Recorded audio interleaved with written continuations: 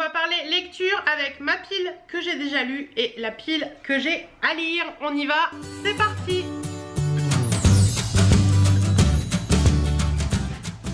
Coucou, j'espère que vous allez bien. Je vous retrouve aujourd'hui dans cette vidéo. On va parler lecture. Vous aimez beaucoup ces styles de vidéos, enfin vous êtes quelques-uns à les regarder, mais moi j'aime bien les faire parce que je trouve ça sympa et puis vous me donnez aussi des idées de lecture et j'aime beaucoup. Alors, comme vous l'avez pu le voir dans l'intro, je vais vous parler de 4 livres que j'ai déjà lus et également de 8 livres que j'ai achetés aujourd'hui pour ma pile à lire. Donc voilà, pas mal de petites choses à vous parler. On y va, c'est parti. Alors, premier livre que j'ai lu, c'est Madeleine d'Amanda Stairs. C'est celui-ci. Alors, c'est un livre que j'avais chez moi depuis très longtemps, que j'avais commencé à lire il y a... Je veux dire, c'est prix sélection 2009, donc il y a très longtemps qu'il était à la maison celui-là. Je l'ai retrouvé dans un placard et je me suis dit tiens, pourquoi pas essayer de le relire. Et bien finalement j'ai adoré ce bouquin. Alors qu'est-ce que c'est? Donc il l'a, vous voyez, il n'a parlé de rien, ni de maison, ni de ce lit, ni de cette fois. Est-ce un rendez-vous, une deuxième visite? Il a donné l'heure d'arrivée de son avion le même jour, déjà 2 mois plus tard. Le souvenir est bien là, brûlant sur les cuisses de Madeleine. Qu'est-ce qu'il faut aller... Est-ce qu'il faut aller chez le coiffeur? Du noir, ça m'assit, mais la peur aussi, le lointain. Du marine, du marron, du temps, pas beaucoup. Que dit-elle? Elle dit oui, je vous attendrai. Le silence est long, vous me reconnaîtrez, et c'est elle. Je ne réponds même pas. Il ne répond même pas. Elle ne sait comment on attrape un homme, il lui glisse entre les doigts comme du vif argent, et celui-là est bien plus qu'un homme, il est celui qu'elle aime, celui qu'elle attendait. Donc voilà, ça je l'avais acheté il y a, je vous dis, il y a quelques temps maintenant. Au début j'avais commencé à lire quand je l'ai acheté, il m'a pas plu du tout et puis je m'y suis remis il y a pas longtemps et j'ai adoré sa lecture. Bon, c'est un petit bouquin, ça se lit vite, hein, il y a 123 pages. En fait, on va découvrir Madeleine qui est une quarantenaire qui n'arrive pas à trouver l'amour, qui n'arrive pas à trouver la bonne personne et elle va rencontrer quelqu'un parce que Madeleine est agent immobilier, donc elle va faire visiter une maison à quelqu'un et il va se passer des choses entre eux. Et tout en sachant que l'agent immobilier pour qui elle travaille a un frère qui est célibataire et cet agent immobilier voudrait bien placer Madeleine avec son frère. Il y a plein de rebondissements dans cette histoire. Alors il y a un petit peu de côté, quand vous avez bien entendu, à un moment je dis, je parle de cuisses, brûlant sur les cuisses. Donc clairement à un moment on va y avoir un petit peu de passage un petit peu, on va dire, croustillant, voilà. Mais j'ai bien aimé ce livre qui parle d'une Madeleine qui est entre deux feux en fait, entre le fait de vouloir trouver la personne qu'elle aime réellement pour vivre avec elle, mais entre le fait de cet homme qu'elle ne connaît pas, qu'elle a appris à découvrir subrepticement parce que c'est vraiment le temps d'une visite de maison et pour qui elle a un amour fou. Et voilà, il y a plein de choses qui vont se passer et franchement ce livre je l'ai adoré, il était vraiment bien, donc je vous le recommande parce que ouais, j'ai bien aimé. Voilà. Ensuite, gros coup de cœur pour Sophie Jomain, Quand la nuit devient jour. Donc c'est celui-ci. Alors Sophie Jomain, j'avais déjà lu un livre d'elle, c'était Le bruit de l'eau que j'avais adoré. Et j'ai voulu tester celui-ci. Alors celui-ci est un peu plus noir que Le bruit de l'eau. Donc l'histoire c'est, on m'a demandé un jour de définir ma douleur. Je sais dire ce que je ressens lorsque je m'enfonce une épine dans le pied, décrire l'échauffement d'une brûlure, parler des nœuds dans mon estomac quand j'ai trop mangé, de l'élancement lancinant d'une carie, mais je suis incapable d'expliquer ce qui me ronge de l'intérieur et qui me fait mal au-delà de toute souffrance que je connais déjà. La dépression, ma faiblesse. Le combat que je mène contre moi-même est sans fin et personne n'est en mesure de m'aider. Dieu, la science, la médecine, même l'amour des miens a échoué. Ils m'ont perdu, sans doute, depuis le début. J'ai 29 ans, je m'appelle Camille, je suis franco-belge et je vais mourir dans 3 mois, le 6 avril 2016. Donc voilà, vous avez compris. Donc en fait, dans ce livre, ça parle de Camille. Camille qui a, on parle de son enfance, on parle de son école, etc., de son adolescence à l'école, de la peine qu'elle a à rentrer dans ce système scolaire, surtout au niveau des amis, de la peine qu'elle a du mal, parce que quand je dis de la peine c'est plutôt du mal qu'elle a à se faire à tout ça. Camille c'est une personne qui va prendre du poids énormément, perdre du poids énormément, qui va passer de l'anorexie à la boulimie, à l'obésité, à la maigreur extrême, et on se rend compte en lisant ce livre que Camille a un profond mal-être, et Camille va décider tout simplement de se faire euthanasier à l'âge l'âge de 29 ans en Belgique, parce qu'en Belgique l'euthanasie est autorisée après plein de démarches. Et donc à la fin du premier chapitre, on apprend donc que le 6 avril 2016, Camille sera euthanasiée. Là, à la fin du premier chapitre, on dit ok, bon, il y en a encore plein de chapitres, qu'est-ce qui va se passer? Donc on apprend, on voit Camille on suit Camille en fait qui va apprendre à ses parents qu'elle va se faire euthanasier. Clairement ses parents ne sont pas d'accord, je pense qu'on l'aura tous compris. Et elle décide quand même d'aller au-delà de ça, puisque de toute façon sa vie pour elle n'a aucun sens. Sa vie ne peut pas continuer par rapport à la douleur qu'elle peut ressentir, par rapport à sa dépression qui est énorme. Et elle va donc rentrer dans ce centre qui va l'euthanasier le 6 avril 2016. Et va s'en découler plein de petits trucs, notamment par le docteur qui va la suivre tout au long de sa démarche. Et voilà, je vous en dis pas plus parce qu'après c'est spoiler le livre, mais j'ai adoré ce livre. C'est plein de rebondissements, plein de bienveillance, ça fait réfléchir sur la vie en fait, ça fait réfléchir sur tout ça. Donc franchement celui-ci ça fait réfléchir sur la vie, sur l'amour, sur la façon dont on a de la perception par rapport à son corps. Voilà, je pense que ce livre il est à lire parce qu'il est vraiment bien. Pardon. J'avais adoré Le bruit de l'eau de Sophie Jomain, que je vous en ai parlé dans la dernière sélection livre. Et là, Quand la nuit devient jour, ce livre est juste magique. Lisez-le. Ensuite, on va passer sur celui-ci. Hop. Ça va bien faire le focus ou pas? Je ne sais pas. Hop. Voilà. Donc c'est Laure Manel, L'ivresse des libellules. Bouquin que j'ai surkiffé. J'ai adoré ce bouquin. Donc Laure Manel, c'est une auteure que j'ai découvert grâce à ce bouquin. Donc en fait l'histoire c'est 4 couples d'amis décident de s'octroyer des vacances sans enfants dans une luxueuse Bastide. Mais l'ambiance qui promettait d'être insouciante et idyllique ne tarde pas, ça se dit pas, et si est idyllique, ne tarde pas à se charger d'électricité. La faute au caractère et petite névrose de chacun et chacune, aux modes de vie différents, à l'usure et à la routine qui guettent les amoureux quand s'invite le quotidien. Et à des parents qui ont oublié ce qu'était leur existence lorsqu'ils ne l'étaient pas encore. Quand débarque une jeune et jolie célibataire, le groupe est plus que jamais au bord de l'implosion. Après l'immense succès de La délicatesse du homard et de La mélancolie du kangourou et d'Histoire d'arrobase, Laure Manel signe une réjouissante comédie romantique douce amère dont les personnages nous semblent incroyablement proches. Et là, je ne peux pas vous en dire plus, puisque sincèrement, dans ce livre, on y retrouve, je crois que c'est Sibylle qui m'a fait un peu m'identifier à elle, puisque Sibylle a 39 ans comme moi. Sibylle a trouvé la maison de location pour ses amis comme moi je fais souvent. Sibylle n'a pas d'enfant et ne veut pas d'enfant comme moi. Sibylle est quelqu'un qui a beaucoup de... Enfin bref, je vous laisse aller lire. Je me retrouve dans plein de choses, mais il y a certaines choses que je me retrouve pas, comme son sale caractère et tout ça. Moi j'ai un caractère fort, mais j'ai pas forcément un sale caractère. Mais voilà, donc dans ce livre vous allez découvrir 8 amis qui ont eu voilà, certains qui sont mariés depuis 20 ans, d'autres qui sont séparés depuis peu, qui ont rencontré quelqu'un d'autre.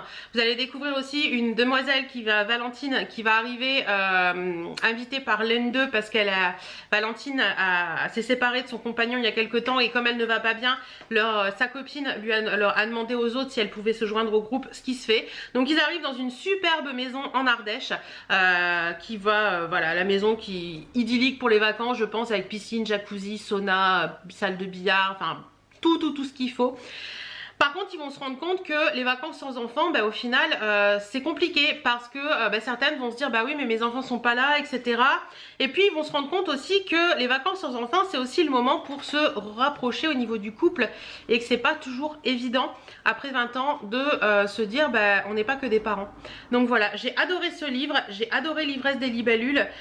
J'ai trouvé qu'il était vrai, qui vous rapprochait de ce que vous pouvez vivre vous. Si vous avez l'habitude de partir avec des amis, vous allez vous retrouver forcément dans ce roman. Et ouais, ça fait relativiser sur la vie, et ça fait réfléchir à sa vie personnelle, en se disant oui, c'est vrai que le quotidien abîme les couples, le quotidien abîme tout ça, mais on peut faire les choses pour que tout redevienne normal. Et voilà, franchement j'ai adoré ce livre. J'espère que je vous donne autant envie que moi j'ai autant envie de le lire, que moi j'ai pu prendre plaisir à le lire. Mais franchement celui-ci il est génial. Je vous mets tous les liens en barre d'infos. Et le dernier c'est celui-ci. Hop là, voilà. Hop. Voilà, donc c'est de Bruno Combe, ce que je n'oserais jamais te dire. Alors ça m'a été, c'est Ilsi Life Marie, je sais pas si vous la suivez, moi je la suis beaucoup sur Insta.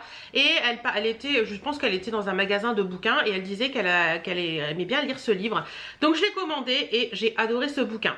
L'histoire, c'est Joy s'évanouit dans la nature le jour même de son mariage avec Guillaume. Le marié, d'abord fou d'inquiétude, puis ravagé par le doute, se perd en conjectures. Quand le prêtre qui les a unis lui dévoile la vérité, Guillaume est effondré, car cette révélation remet en cause toutes ses certitudes d'amoureux passionné. Pourra-t-il pardonner à Joy de lui avoir caché ses tourments et aura-t-il la force de lui tendre la main? Donc en fait dans ce livre on va rencontrer Joy et Guillaume. Joy qui est une jeune femme qui a beaucoup voyagé dans sa vie, qui a beaucoup bougé, qui a vécu en France au début, puis après en Thaïlande je crois de mémoire, et ensuite au Brésil avec ses parents. Parents qui avaient en Thaïlande une maison un peu close je dirais, puisqu'ils avaient des hôtesses dans leur bar.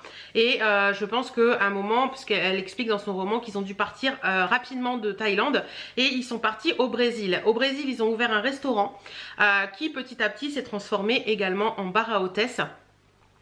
Et Joy a un petit frère qu'elle adore par-dessus tout et qui a un gros problème au niveau du cœur et elle va vouloir l'aider. Et pour faire ça, elle va prendre les choses en main parce que ses parents n'ont pas forcément les moyens de le faire. Donc elle va travailler, mettre de l'argent de côté et cet argent qu'elle a mis de côté, son père malheureusement, au moment, très peu de temps avant l'opération, son père va le jouer au jeu. Donc elle va se retrouver démunie face à tout ça, sans l'argent qu'elle avait mis de côté pour son frère, et elle va se rapprocher de la mafia brésilienne pour avoir cet argent. Et donc voilà pourquoi entre guillemets Joy part le soir de son mariage, parce qu'il se passe des choses avec cette mafia brésilienne qui l'ont retrouvée après. J'ai adoré ce livre parce qu'en fait c'est une histoire d'amour entre Joy et Guillaume. On sent dans le début du livre qu'ils s'aiment énormément, qu'ils vont se marier parce qu'il y a vraiment beaucoup d'amour entre eux. Mais on sent également qu'elle s'en va justement parce qu'il y a tellement d'amour entre elle et Guillaume, mais il y a aussi beaucoup d'amour entre elle et son frère. Et que pour elle, il faut sauver cette vie qu'elle veut en fait. Donc elle va retourner au Brésil et tout ça. Et plein de choses vont se passer. Et dans la tête de Guillaume, ça va être très compliqué parce qu'il va se demander pourquoi sa femme est partie. Est-ce qu'elle ne l'aime pas? Est-ce qu'elle a joué avec lui? Et quand il va l'apprendre par rapport au prêtre, quand le prêtre va lui dévoiler les choses, il va se rendre compte que en fait il sait pas trop. Il sait pas trop si il a toujours envie de l'aimer ou pas. Il sait pas trop s'il comprend pourquoi elle est partie. Et plein de choses vont en découler et je vous donne pas la suite parce qu'après ce serait vous spoiler le livre, mais franchement ce livre il est génial. Et j'ai adoré l'écriture de Bruno Combe que je découvrais dans ce livre. D'ailleurs j'en ai un autre à lire dans Bruno Combe. Je vous le présente pas aujourd'hui dans mes piles à lire parce que là je vous expliquerai après ce que c'est. Mais voilà, franchement celui-ci je l'ai adoré. Foncez, vous verrez, Bruno Combe écrit très très bien. Donc je vais finir par ma pile à lire, donc livre que j'ai acheté ce matin chez Cultura. J'avais fait une petite liste sur Amazon et je me suis dit ce matin en revenant de l'ophtalmo, parce que je suis allée à l'ophtalmo ce matin, tiens je vais pas chez Cultura et je vais prendre les livres que j'ai besoin, comme ça j'achèterai en local. Donc chez Cultura il y avait 2 livres achetés, un livre offert, mais par contre c'était dans un bac à l'extérieur, enfin après les caisses, et il n'y avait pas grand chose, je dois vous avouer. Je vous montrerai les livres que j'ai eu en gratuit à la fin. Et là je vais vous montrer les livres que j'ai achetés. Donc je vais pas vous lire le synopsis, je crois que ça se dit comme ça, derrière le livre, parce que sinon ça va durer 3 plombes. Parce que j'ai quand même acheté 8 livres ce matin, donc ma pile à lire est remontée pendant un bon moment. Je pense que j'en ai au moins pour 2 mois. On va dire ça comme ça. Donc j'ai choisi celui-ci, Les Victorieuses de Laetitia Colombani. Tout simplement parce que j'ai adoré La Tresse. La Tresse, c'est Laetitia Colombani aussi qui l'avait écrit. J'ai adoré La Tresse et j'avais envie de lire Les Victorieuses. Donc j'ai choisi Les Victorieuses. Je vous mets tous les liens en barre d'infos aussi si jamais vous voulez aller voir un petit peu et voir si ces livres pourraient vous plaire. Donc voilà, le premier. Ensuite, Anne-Gaëlle Huon. J'en ai déjà lu pas mal d'elle et j'ai adoré également. Et là j'ai pris Même les méchants rêvent d'amour. Comme ceci. Ensuite, Laure Manel. Laure Manel, j'ai déjà lu un livre d'elle également. Je ne sais plus le nom de ce livre. C'était dans la dernière vidéo lecture, pas celle-ci, celle d'avant. Et là, j'ai choisi L'embarras du choix. Que feriez-vous? Voilà. Ensuite, livre que j'ai envie de lire depuis très longtemps de Raphaël Giordano, Cupidon a des ailes en carton. Vous savez que Raphaël Giordano a fait de très bons livres, notamment Le jour où les lions mangent de la salade verte. J'en ai lu un d'elle qui m'a beaucoup plu également. Et là j'ai choisi de lire Cupidon a des ailes en carton. Ensuite, Virginie Grimaldi, bah oui, Virginie Grimaldi, un auteur que j'adore, qui a écrit Il est grand temps de rallumer les étoiles, que j'ai adoré, Les chères mamies, que j'ai adoré aussi. Et là, j'ai choisi Quand nos souvenirs viendront danser. Voilà. Ensuite, nouvel auteur que je découvre, j'ai fouillé un petit peu dans les bouquins et j'ai trouvé celui-ci qui m'avait l'air pas mal. C'est de Sophie Talmen, Les yeux couleur de pluie. Donc en fait je pense que c'est une série de livres parce qu'à la base j'en avais pris un premier et en lisant derrière je me suis rendu compte qu'il y avait 2 livres qui étaient avant et qui racontent toujours l'histoire de Marilou qui est une étudiante en médecine. Donc j'ai pris le premier, donc voilà, Les yeux couleur de pluie de Sophie Talmen. Si vous avez lu un des livres, n'hésitez pas à me le dire si vous a plu ou pas. Ensuite, nouvel auteur que je vais découvrir, Karen Ponte, avec des si et des peut-être. Quelle serait votre vie si vous aviez fait d'autres choix? Voilà, je connais pas cet auteur, mais j'avais envie d'essayer. À première vue, on dit que c'est plutôt pas mal. Le synopsis m'a beaucoup plu, donc on verra bien. Autre auteur également que je vais découvrir, Charlie Ménétrier-McGrath, Les sales gosses. Donc, ça qui m'a beaucoup plu, c'est ce qui est écrit là en bas, entre Tati Daniel et le vieux qui ne voulait pas fêter son anniversaire. Voilà, j'ai bien aimé, c'est l'histoire de Jeanne, 81 ans, donc je me suis dit que ça pouvait être sympa. Donc, à voir un petit peu pour celui-ci. Et dans les livres que j'ai eu gratuits, j'ai le livre de Nicolas Robin que je ne connais pas du tout, Roland est mort. Donc voilà, celui-ci, donc on verra bien ce que ça donne. Ce qu'il y avait décrit derrière m'a beaucoup plu, donc on verra. Ensuite, j'ai pris de Thierry Jensen, Confidence d'un homme en quête de cohérence. Celui-ci. Donc pareil, je connais pas du tout l'auteur, donc on verra bien. Et les 2 autres, c'est des C'est malin poche, parce que j'ai rien trouvé d'autre qui pourrait me tenter dans ceux qui avaient disponibles. Il y a le J'arrête de stresser en 5 minutes par jour, 90 techniques, conseils et rituels qui changent tout et en a rien de temps. Et Les meilleures astuces pour une vie durable, 90 gestes simples, efficaces et économiques qui changent la vie et l'avenir. Donc voilà, je me suis dit que c'était des petits livres qui pouvaient être sympas à lire, donc j'ai pris ça. Voilà, j'espère que cette vidéo lecture vous aura plu. Si vous avez lu un des livres que je vous ai parlé dans mes futures lectures, n'hésitez pas à me dire si vous l'avez trouvé bien ou pas. En attendant, je vous fais d'énormes bisous et je vous dis à très bientôt dans d'autres vidéos. Salut, salut!